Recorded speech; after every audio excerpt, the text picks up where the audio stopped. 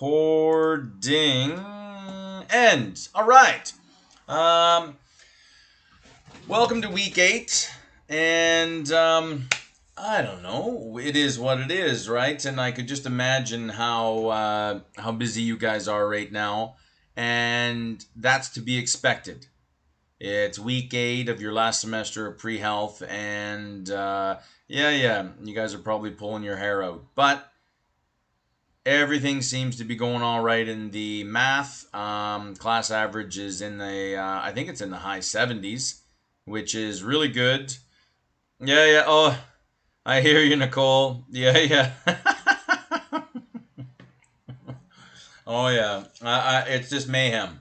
Like, I got both my kids at home. My missus has just gone to work, and yeah, I don't know, being at home, I've never been so busy. So, but we're doing all right on this end. I hope you guys are doing all right on your end. Um, as I do every week, please, if there's any issues, let me know what's going on. I think there's still, is it 50% of the marks still to go? You have quiz 2 will be released there after class there today. So we have quiz 2, quiz 3. Those are 5% each. That's 10%. We have test 2, test 3. That's 40%. So right there's 50%. The case study, I think that's what, 8 or 9 or somewhere in there. So we're close, and we still have assignment 2 to go out. That'll go out in 2 weeks. So it's crazy, but there's almost 70% of the mark still to go, and we have, 5 weeks to go. So if you didn't have a look at the announcement there I sent on a blackboard, please have a look. Well, why don't I just show it to you right now? There we go. And so this is where we're at right here. Okay, this week here, quiz 2 is going to open. It's the same as same as the last quiz, which seems like a million years away. Please tell me I'm screen sharing. I'm not even screen sharing, am I? All right, so there we go. Now you are. Thank you. Just give me a verbal slap on the head if you see something a little funny. So you have a look here. Week 8, quiz 2 is going to come out there this after, or it'll come out there right after lecture somewhere. It's what makes this course difficult is every teacher likes to give true or false multiple choice, because then you can just put it on a Scantron, let Blackboard mark it. That's it. But to do this course properly, it has to be pen and paper, because I got to see what you're doing. So it'll be the same. For test 2, I'm actually looking at some multiple choice and some true or false stuff, but I'm matching. But I'll get to that later. But quiz 2 will go out. You'll have a week to do it. Upload it there by next week before class. Next week, there is no class. It's just test 2. And there's nothing crazy about that. And then week 9 is test 2. Week 10, assignment 2 will open. Okay, and you'll have 2 weeks to do that. Assignment 2 will be due during week 12. And during week 12, quiz 3 will open, which is the precursor there for test 3. Okay, so it's hectic, but honestly, this stuff isn't too bad. Have a look there today. Thank you guys for attending this class, or thank you guys for watching this class, because I'm going to post this there to YouTube, because this class here, mucho importante, crazy important, because I'm going to throw this stuff at you, and then I'm going to leave it for a week or so, and then I'm going to come back at you there week 12 or 11 or somewhere in there. Okay, so thank you guys for coming. There's still a lot of meat on the bone as far as marks go. So if you think you're not doing as well as you should, you know what I mean? This is yours to lose. As I said, there's almost 70% of the marks still to go. If you're not doing so hot, which I don't really think is the case, come and see me, WebEx me. Let's get this going. You can turn it around. There's, you know what I mean? There shouldn't be any issues, okay? Do you guys have any questions there for me? Anything bothering you? Anything at all? No? Shut up, Ian. Let's get on with this. Oh, here's a question. What week's material will Quiz 2 be on? Quiz 2 will be on everything after test 1. So where are we here? I'm just looking at my stuff. So basically from week 5, week 6, week 7, week 8, and that's where we're at. So it's 5, 6, 7, and 8. Yes, because we didn't have a class there week 4. So 5, 6, 7, 8. That's where we're at right now. So the quiz, I don't know, I think it's like 4 pages long. All right. And yeah. Talk to each other, communicate, you know what I mean? You know, the opportunity to cheat is all here. But the whole point is the quiz is a precursor there for the test. So I want you guys to talk to each other and, you know what I mean? And how did you do this and what's going on? That's the whole point. And because the test will be somewhere between 8 and 10 pages. Oh, the test is a good one. Okay, and I'm actually looking at giving you guys at least 24 hours, maybe 48. Maybe we'll see here. But you know what I mean? There won't be a stressful time where you're going to sit down for 3 hours and do it. I'm going to give you guys time to do it because I know we have single moms, we got single dads, we got people working, you know what I mean? Midnight shifts, taking classes. It's everyone is trying to get back to work and everyone's trying to get back to normal, and I'm not going to confine this test to a 3-hour window right now. All right, so we'll give you guys some time. Test 3 may be a bit different, but for test 2 there will be some time. Okay, because the reason why I'm going to give you some time, because test 2 is a beat down. It's a good one.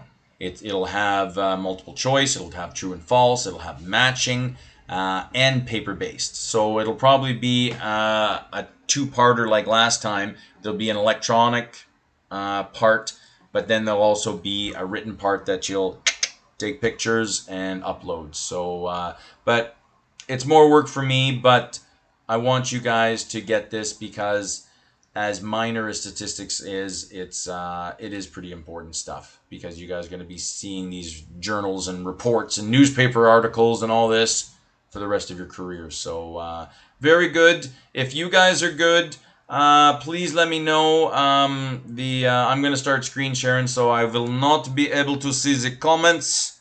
So just give me a shout out if something doesn't make sense. This is a good one. So thank you guys for attending. Let's rock and roll, shall we?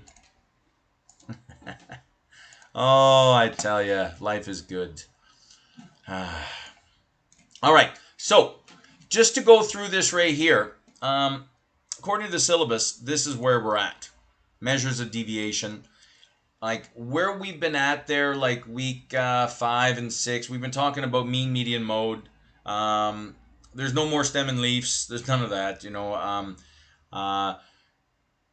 The mean, median, mode, we've done, you know, single, we've done group data, we've done 10% mean, you know, we've done the harmonic mean. Oh, yeah, remember that one? The geometric mean, all these kinds of stuff, right? So, yeah, that's where we've been focusing on is the central point, right? You know, the kind of like the anchor point. You know, your mean, median, mode, in theory, they should kind of be the same. And that's your center of your data.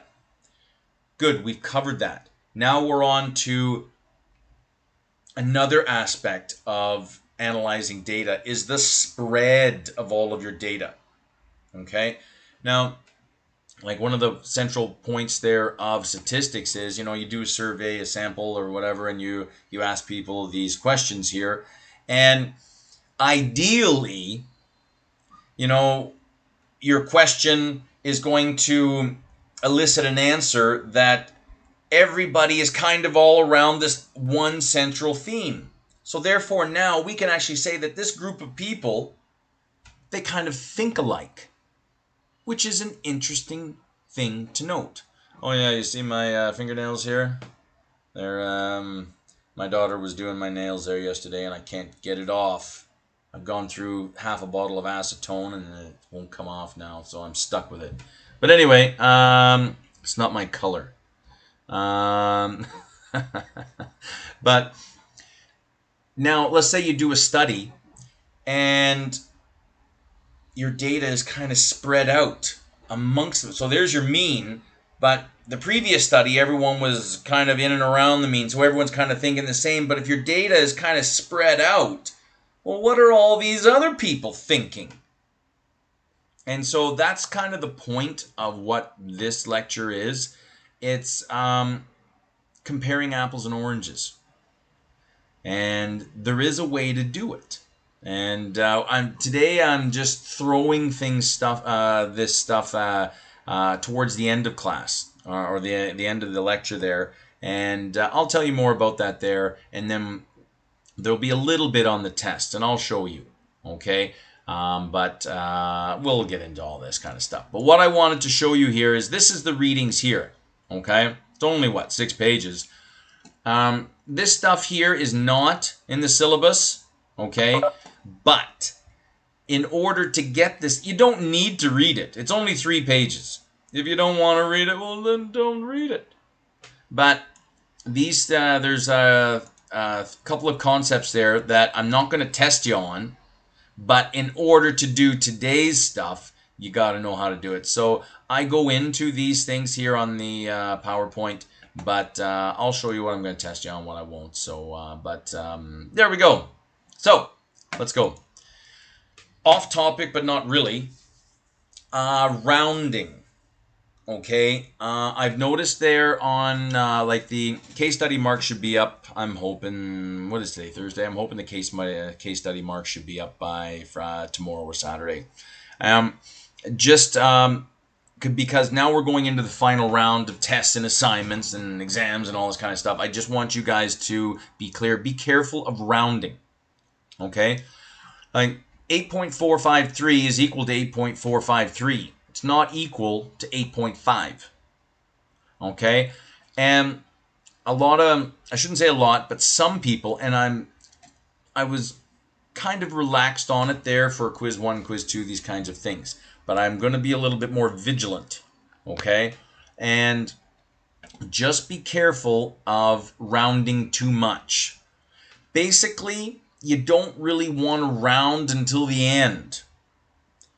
And when you're doing your calculations and you've got all these, watch and see where we're going there today. I'll give you a quick little interlude. Okay? Oh yeah, we're all over these tables. Now, are these difficult? No, they're not. All right? But you're going to be dealing with numbers there that may have decimals. Okay? Don't cut them off at the start. You only cut them off at the end. All right? Because, now this is kind of a silly little, I just made this up here. Like, let's say I have these numbers here. What do I got? 6 numbers? Yeah. 72, 6, 75, 6, 74, 6, 86, 6, 80.6, and 82.6. Okay. So if I calculate the mean of just these numbers here and don't round them, I get a mean of 78.76. C'est bon.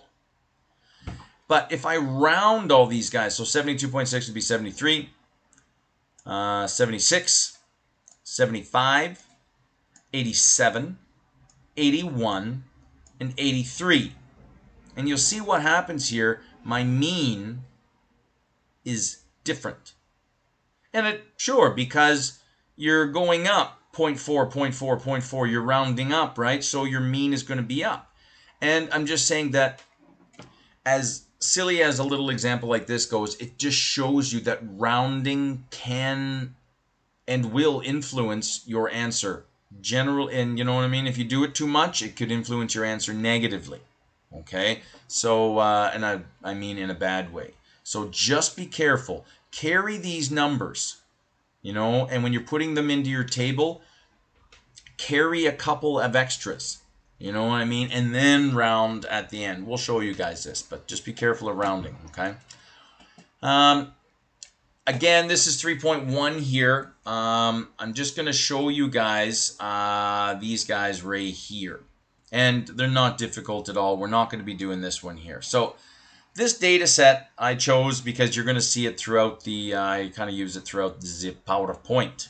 Okay, and if you look at these two data sets here, well, I got data set A, it goes from 40 to 60.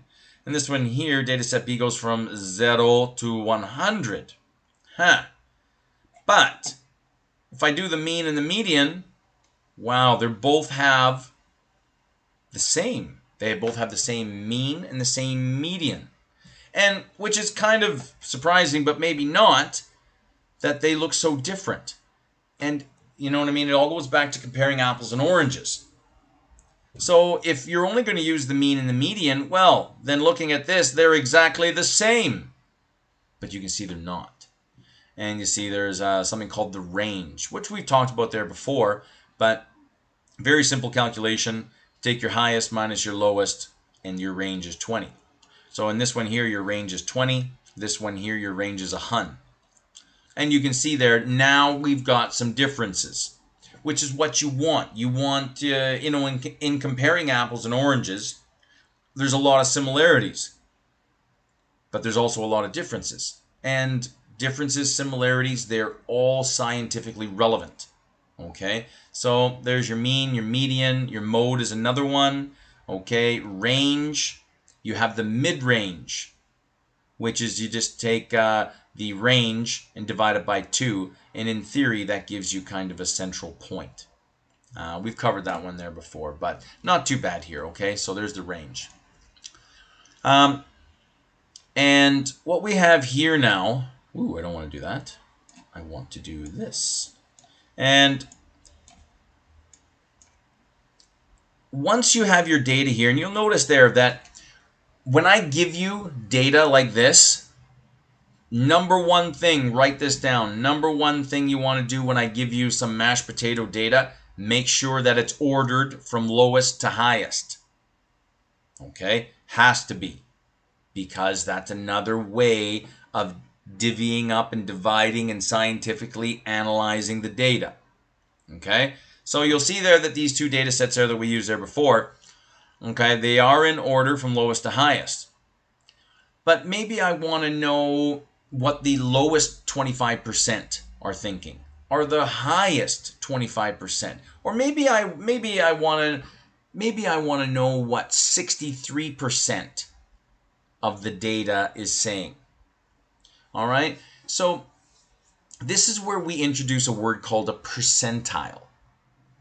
And anyone with kids, you can go on the net, you can go just type in child growth chart PDF. You can even type in Canada Gov. I think that's what. And you'll get for boys and girls under 2, you can get for boys and girls over 2 up to like 18, and you'll see their growth and weight charts. Okay? And you can see 25 percentile, 50 percentile, 75 percentile, and 90 percentile, and all these different things. And you can rank your child's growth against the kind of the standard normal curve of all children across Canada. And, you know, is your child in the top 25%, lower 25%, are they middle of the road, these kinds of things. So now we can rank this data according to percentiles. And any percentile from 1 to 100, 1 to 99. There we go, because 100 would be all the data. And so there's a couple words here. Percentile, and then there's quartile, which just comes from quarter. And what you're doing is 25% of the data right here, there's one quartile. There would be another quartile. Sorry, I'm not doing this to scale. And there's another quartile there. And how do you figure out percentiles? How do you figure out a quartile? Because this is 25%, this is 50%, this is 75%. How do you figure these out? You use this simple little formula right here. Okay? And what this means is K is your percentile. Okay? So you have your data and it's ranked or ordered. And location of the percentile is equal to the percentile divided by 100. So let's say we want to do 50%. You would put in 50 divided by 100, which this whole thing goes to 50 divided by 100 goes 0.5. Right? This turns into a decimal. And then you multiply that decimal times your total number of values. In this case here, it'd be 1, 2, 3, 4, 5, 6, 7, 8, 9, 10, 11.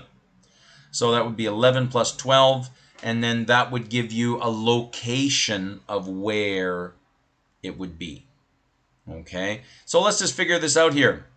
Let's say I wanted to do 50, the 50th percentile, which in this case also has another name, Q2, okay, and the second quartile. So 50 divided by 100, so that's 0.5, times 11 plus 12, because there's 11 numbers, so 12. So 50, so 0.5, 50% times 12 is 6. So you look here, 1, 2, 3, 4, 5, 6. So in this case here, 50% of the data is below this number here. Or 50% of the data is above this number here. Is it difficult? Not too bad. So here's an example here that you'll see on the quiz there coming out there, the SAFT. Not too bad at all. Find the location of 10% of the data. So we've got an ordered set here. All right. And we also call the 10th percentile P10. You could have P25, P37, P69, P75. You can have any percentile you want between 1 and 99. So here's our data set. And you see what they did was they just transformed LK into P10. Whoopie-doo. Same banana. So location of the 10th percentile. Okay. So 10% goes here. Divide by 100. There are 12 numbers plus 1. Okay, so 10 divided by 100 times all this gives us an answer of 1.3. Well, now, so that means that the 1.3 number is what we're looking for. Well, all you do is you take a little mini mean of these two guys right here. So if this gives you a decimal, okay, between 1 and 0.9, you have to do a little mini mean. If this thing spits out a real number, like a 1, a 2, a 3, a 4, a 5, a 6, or a 1.1, or a 3.1, okay, then you just take the number for what it is. But if it's a 0.2, a 0.3, 0.4, 0.5, 0.6, 0.7, 0.8, then you have to do a little mini mean. And there you go. Therefore, approximately 10% of the data falls below 60. There you go. That's all it is. So that's percentiles. That is quartiles. Not too bad. That's your formula right there. And here's the flip side of the formula. This formula here is written for the location of the percentile, just to let you know that I've flipped it around for you, and I may give you the location, may ask you for the percent. We'll see. We'll play it all out. And here are just some examples for your viewing pleasure. Here, same data. This is the one we just saw, actually, P10. Okay, but I've shown you how to do P25, P67, and P90. Okay, and the answers are all here. You guys can have a look at them, and away you go. I've circled this one here because P25 has a different name, has another name, Q1. Okay, that's the first quartile. So P25 is the same as Q1. P50 is the same as Q2. P75 is the same as Q3. Not too bad. Where are we here? These are just some questions here. Find the range. Calculate the first and third quartile. So you're looking at P25 and P75. And you guys can figure those out there. The answers are there. A little bit of practice. Okay. Ian, I have a question. Yes. Who's speaking? Melissa. Hey, Melissa. How's it going? Good? Hi. Good. Yes, good. Thank you. Just on the last slide there, you Yeah. said that the percentile, so P10, that's 10% of whatever data point we're Yeah, trying to yeah, find, right? yeah, yeah. So the Q1 is equivalent to 25%. Okay. I It's just wanted just to make sure that's the that percentage we're looking for. that's all it is. And Okay. the 25, 50, and 75, they have a special name. Oh yeah, and that's it. But excellent question. That's exactly what we're looking for. And honestly, I'm hoping it's free marks. That's what it is. Thank you. Okay. No. Cheers for that. Thank you. So that's your percentile and your quartiles. Not too bad. The where we're going to be moving on to now is we're going to be moving on to this section here, measures of dispersion. And we're going to cover something called MAD, which is called your mean absolute deviation. I'm not going to test you on it, okay? In order to do variance and standard deviation, which are the big bananas in statistics, you have to be able to do this anyway. So I'm going to kind of walk you guys through, and then by 5 or 6 more slides, y'all will be running. Okay, so let's go.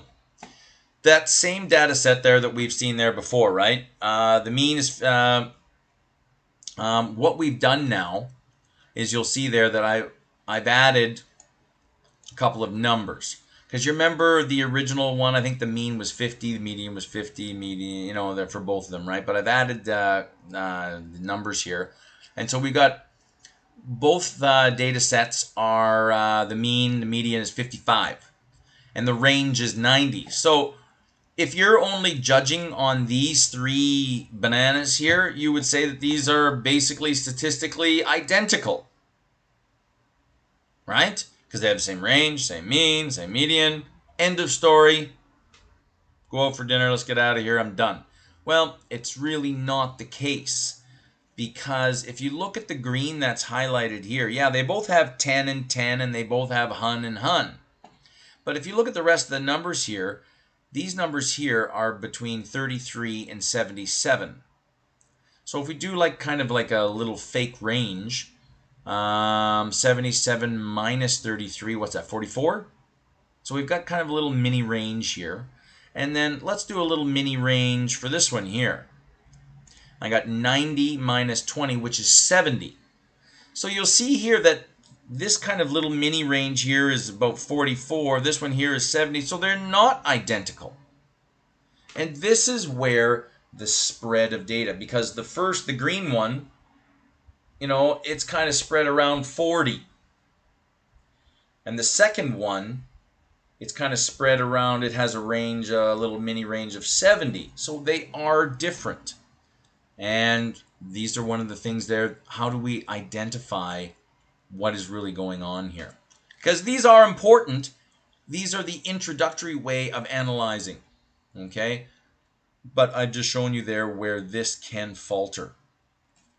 So, what we're going to do is you have your data points there. You have your mean, and you have your data points, whatever. We are going to take every single one of those data points and calculate its distance from the mean. Each one. And that will give us a number. And we'll show you there. Okay? So, and this is called the deviation from the mean. So, for a given data set there, you have to order these things. I'd say most questions there, I've given it to you ordered, so that'll save you a bit of time. But there might be 1 or 2 there that you'll have to, order in order. So, what we're going to do is we're going to calculate every single point distance, its distance from the mean. So, what do we got here now? Here we have a little data set here. We're just starting y'all off slow. I have 55, 65, 70, 72, and 78. And whew, they're in order. Very good. Calculate the mean. Bang, 68. So that's our mean right in here. So here, what you do is you transcribe all your data points. 55, 65, same as above. And then you have your mean. Okay? And what we do is we subtract every point from the mean. So 55 minus 68 is negative 13. 65 minus 68 is negative 3. 70 minus 68 is 2. 72, 68 is 4. And then we've got a difference of 10. If you add up this column, and this is a self-check, if you add up this column, it should always go to 0. Little self-check there, because we're going to have a couple of extra columns here, all right? So what we're doing here now is we now calculated the distance from the mean. And if you get a negative number, it just means it's on the left side. If you get a positive number, it just means it's on the right side of the mean. Okay? Now, what we're going to do is you're going to square these values, because this column here is good for getting a number, but if I add them all up, I get 0. So it's not telling me anything. And what I want to know is, I don't really care about positive or negative. I do. We'll get there. But what I'm interested in this exercise is distance from the mean. Okay? So to eliminate the negatives, we square it. And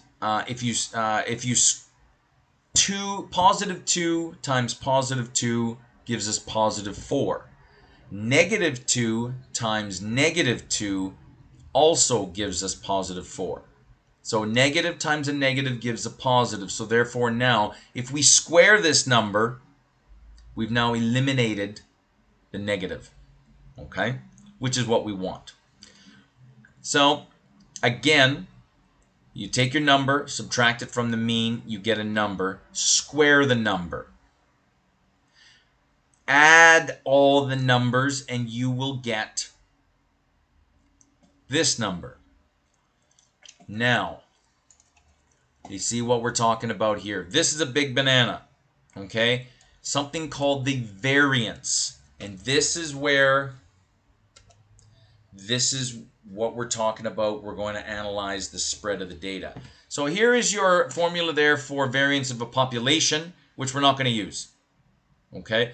We're only going to deal with the variance of a sample of a population. So this is the formula that you'll need for quiz 2, test 2.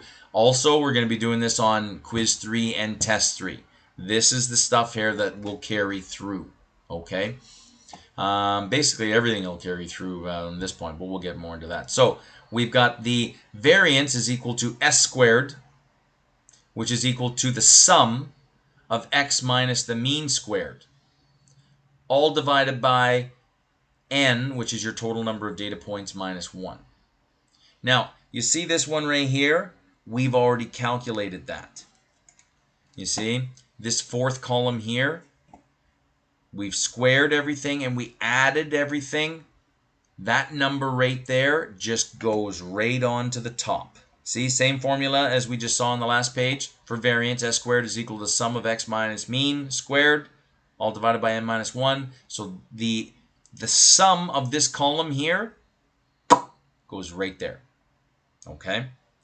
And then n minus 1, well, your total number of data points is 1, 2, 3, 4, 5, minus the 1. So that will be 4. 298 divided by 4 gives us 74.5. Now, what does that mean? I'm not telling you yet. You don't need to know. Okay? I will tell you in a little bit. That is how we calculate variance. Okay? So you need the 4 columns, which I'll give it to you on a testing situation, or it's really not that bad to do anyway. Your data points go here in order. Calculate your mean, which goes 68, 68. Everything, this is just your mean. Sub it in, subtract this one from this one here. Okay, it's not the other way around. Okay? All right, so 55 minus 68 would be negative 13. You square all these numbers. I don't care if they're negative or positive. You square them all, and then you add them all up, and then it goes right in here. That is your variance. Now, is your variance number 1? No. Your standard deviation is number 1. Okay, and just to be clear, this is why this is S squared, because S is your standard deviation. So once you find the variance, square root it, and now you have your standard deviation.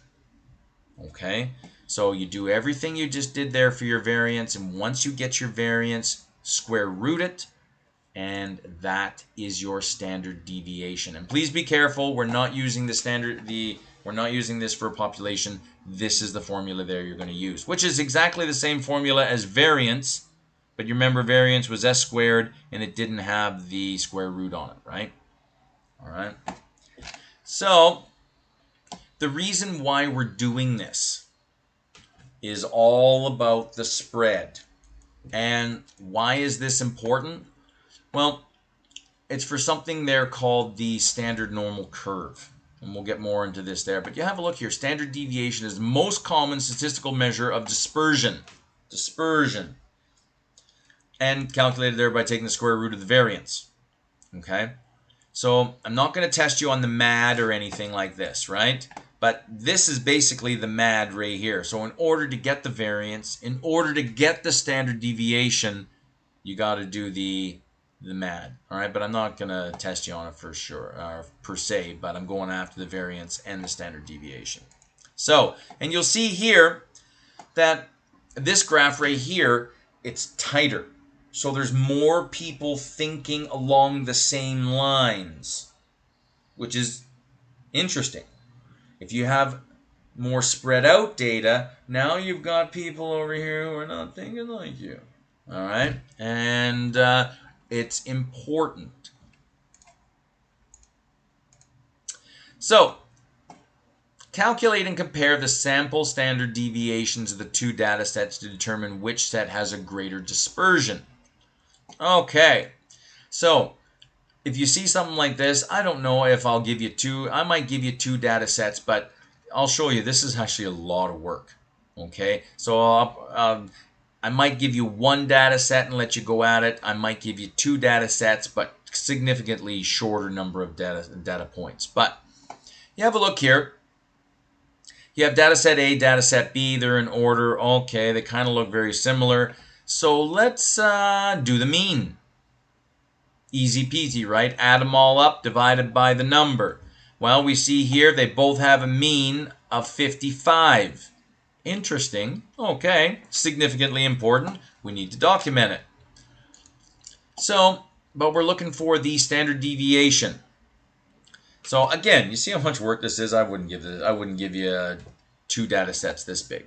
It's kind of massive. But the point is here, I want you guys to show. I want to show you guys what's going on here.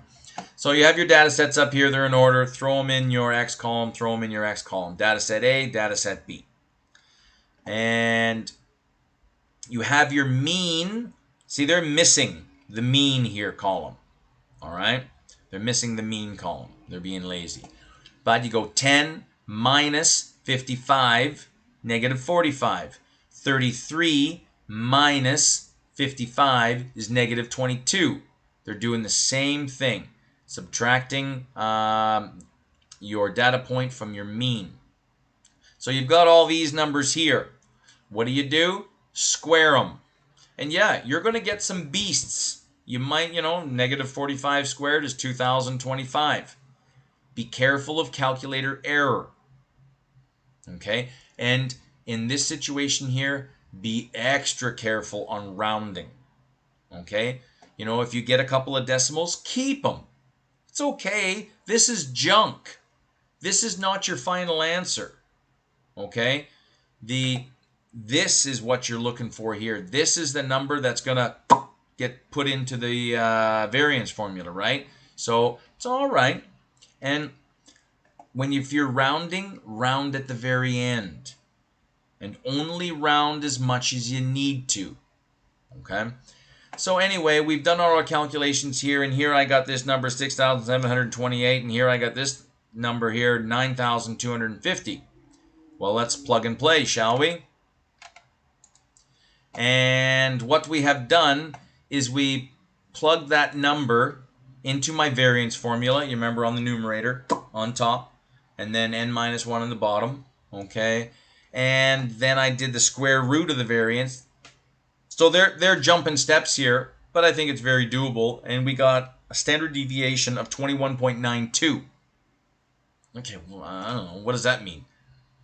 It doesn't really mean anything if you don't have anything to compare it against. So data set B here, which remember had the same mean, same range, same median, everything. And you'll see here it has a standard deviation of 25.70. And what this means is, it means the bigger the standard deviation, the more spread the data is. And in a lot of ways, the more unreliable it can be. If your data is really tight, all along a median or a mean there, that means everyone's thinking the same. It's very tight, it's good, it's solid. But if your data is kind of spread out, something else is going on there that might require further analysis. So the whole point of the standard deviation is the bigger the number, the more spread the data is. And you're proving it scientifically. Okay? This is just going into MAD. It's not a big deal.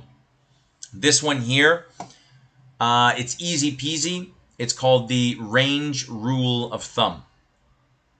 And in most typical situations here, when you're talking about that normal standard distribution that we're talking about there, that we're going to carry on from this time forward, okay? In most typical situations where the data set is not too big and doesn't really contain a lot of outliers, you know what I mean? If it's just a nice, you know, the standard deviation is approximately 1/4 the range. So you have your range and your standard deviation. There's 1, 2, 3, and 4. It's very basic and very simple. And there will be a question on the quiz. There'll be a question on test 2 on it, okay? Is it difficult? No. So this formula here, the range is equal to 4 times the standard deviation. That's all it is. Simple formula, easy peasy. We'll show you how to use it there. So the range is equal to 4s, 4 times the standard deviation. You can, come on, say flip it, where the standard deviation is equal to range divided by 4. So you have a look here. Here's a question. The average hourly wage for a registered nurse is $36.79 an hour. So the average wage, so that would be your mean, with a standard deviation of $3.46. So there's your mean for standard deviation there. We can have $3.46 on either side. So let's draw this here. First thing we do, the information I'm given. My mean is $36.79. My standard deviation is $3.46. Question is asking for, find the minimum and maximum wages. So we want to find on this end and this end. Okay, so what we're looking for basically is the range. And all I did was I just drew this here. You see, I just drew a line. And in the middle of it, there's your mean, $36.79, right? Now, I plug in my formula because I'm looking for the range. Okay, I have my standard deviation, so the range is equal to 4 times $3.46, which is equal to $13.84. Okay, so now what I'm doing there, that's my range. So if my mean is here and my range is $13.84, well, no, that means that this half here is going to be $6.92 negative, which is going to $6.92 minus this gives us $29.87. $6.92 on the plus side gives us a high value of $43.71. So therefore now we can say that the low end is, so nurses in this particular situation can expect to get paid anywhere between $29.87 and $43.71. Okay, it's a simple little thing. Plug, play, away you go. 2 marks on a quiz. Next question. So that's your range rule of thumb. It's quick and convenient. Is it extraordinarily accurate? No, but it gives you a good idea, picture of what's going on, which is going to lead us into the empirical rule, which you're going to see from now until week 13. Okay? And it all deals with this standard normal curve, which we tend to like in statistics because it's predictable. You know what I mean? Your sample size has got to be pretty big, all right? But it's predictable. And just to break it down here, this is your mean, which should be your mean, your median, and your mode as well. Okay? All right? And then you see here, this is your first, and what we're talking about here is area under the curve. This is your first standard deviation. And you'll have a positive and a negative, right? But you'll see here that within the first standard deviation on the plus side, 34% of all data is in here. And 34% of all data is on the negative side of the first standard deviation. So within the first standard deviation, 68% of the data resides. And then let's jump to another standard deviation, which is over here and over here. Okay? You will see that 95% of all the data resides within two standard deviations. 34, 34, 68, and then in here is 13.5%, here is in 13.5%. Okay? So now we're at 95%. And then within the third standard deviation, 99.7 of all data points lie within here. Okay? So just being able to replicate this, you'll see it there on the quiz. Okay? This is a very important slide. Very important, okay? Because I could ask you, how much data falls within you know what I mean, here and here, which is what, 47.5%. You know what I mean? And there's 2.5% in here, and we'll deal with the outliers there later on, okay? But this is all I'm interested in for right now, is data that falls within 3 standard deviations, because that'll be 99.7% of all data. Okay, so this is what we call the empirical rule. And you'll see here, 1 standard deviation above the mean, 1 standard deviation below the mean. Okay, it's all 1 standard deviation. Let's have a look here.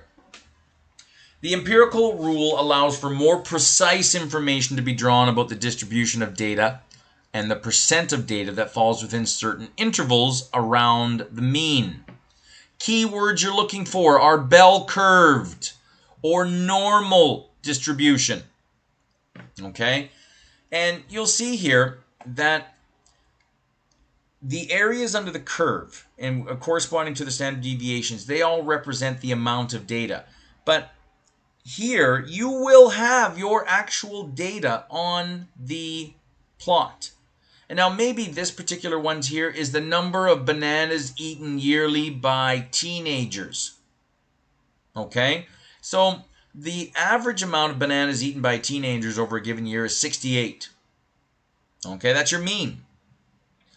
And then you'll see here that 68, and there's your first standard deviation. So what is that, 9? So there you see your standard deviation is 9. And then to your second standard deviation is also another 9. And that goes to 86. And then plus 9, 95. So your standard deviation in this case is 9 bananas. And then you'll see on the other side, 68 minus 9 is 59. Minus 9 is 50. So these are your real, that comes from your real data. These here percentages are just part of the normal distribution, and they will assist you in solving problems. Let's have a look. In a college statistics class, the mean final mark is typically 68. Aha, so it's not bananas. It's the mean final mark in a statistics class. Not mine. I think mine is about 78. Okay, so the typical mark is 68 with a standard deviation of around 9. Okay, so use the empirical rule and the below diagram to answer the following questions for a statistics class of 200 students. Yeah, you'll need that. Okay, since we know that the mean is 68 and the standard deviation is 9, you can actually draw this. And I've given you an opportunity on the quiz. I've given you an opportunity on the test. And, you'll always have this opportunity to draw this. And if you don't have it, get a scrap piece of paper and draw it anyway. It takes like 20 seconds. All right? And it tells you everything. So there's my mean, 68. Standard deviation is 9. So you can literally draw these lines in before, because that's where they'll be. And they don't have to be exact, just as long as you know that there's your mean, and then here's your there's your first standard deviation, positive, negative, second standard deviation, positive, negative, third standard deviation, positive, negative, and then, okay? So let's answer some questions with this, all right? How many students are expected to score between 59 and 77? And for this quiz, for this test, I'm going to, because I'm throwing this at you guys right now, I'm going to keep it really easy peasy there for the quiz and the test. For this one, quiz 3, test 3, things will get a little bit more expanded, but I'm just interested right now in concepts. Okay, so how many students are expected to score between 59% and 79%? Whoa, well, okay, you've got your graph here. 59, these are your marks, right? The average mark is 68%. It just so happens it's the same. That's absolutely a coincidence, okay? So we want to know how many students are going to get or expected to get a mark between 59 and 77. Well, 59 and 77, hey, these just happen to fall right on my first standard deviation. So I know there that there's 34% in here and 34% in here. So that means that 68% of the students should be within this range. Well, the question is asking for how many students. Well, you just take 68%, 0.68, multiply it by 200 students, and you get an answer of 136 students. That's how that one goes. Okay? And we're keeping it easy because I'll take it to the next level after test 2. This is the level of where I'm looking at there. Okay? Look at this one. How many students are expected to pass the exam? Well, a pass is 50. So you got to go right to 50. And it's everything up. Right? Because 100 is still a pass. So basically what you're doing is everything above this marker is the number of students we're looking at. Now there's 2 ways you could do it. You could measure, you could add this percentage, this percentage, this percentage, this percentage, and this percentage, and you'll get 97.5% of the students are going to pass the test. Excellent. Or because we said it's everything above this point, you could take 100% minus everything below that point. So 100 minus these guys here will give you the same answer. Either way, easy peasy. Okay? Ask questions if you need to, please. What mark would the top 5 students in the class be expected to score above? And you see, you can pick and choose. And these ones here are nice because I'm hitting the deviations. Okay? For test 3, I won't hit the deviations. You'll have to find me a number in here. We're not there yet. I'm just keeping it easy peasy for now. So, what mark would the top 5 students in the class be expected to score? Okay, so first we need to calculate the percent of the data 5 students represent. So 5 students divided by 200, so it's 2.5% of the students. That's what we're looking at. So we're looking for the top 2.5%. Oh my goodness, and look, there it is right there. The third deviation is 2.35. plus everything out. All the outliers there is 0.15%. So right there, it's an easy peasy number. So 2.5% is right here. So the top 5% or the top 5 students are going to score 86 and above. Ian? Yeah, talk to me. What do we got?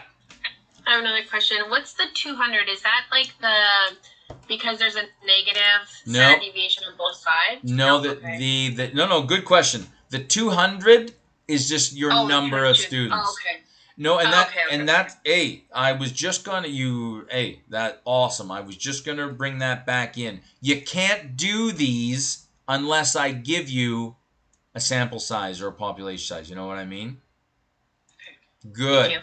Good. So in these ones here, I'll give you the mean, I'll give you the standard deviation, and I'll give you a number of students to work with. So you'll have 3 bits of data. You'll make this, and then you'll just answer some questions. And as I said there before, where I'm at there for test 2 for this stuff here is I'm going to hit stuff that's on the deviations just so you guys can pick this apart and add up percentages. Maybe I'll ask you there for this and this, but at least it's easy enough there that it's the numbers are given, all right?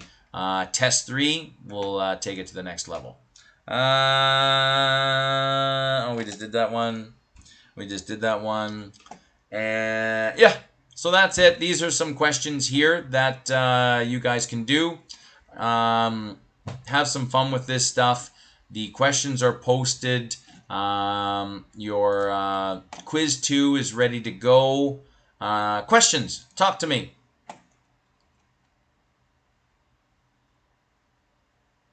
Excellent. No questions here. Well, all right. That makes me happy.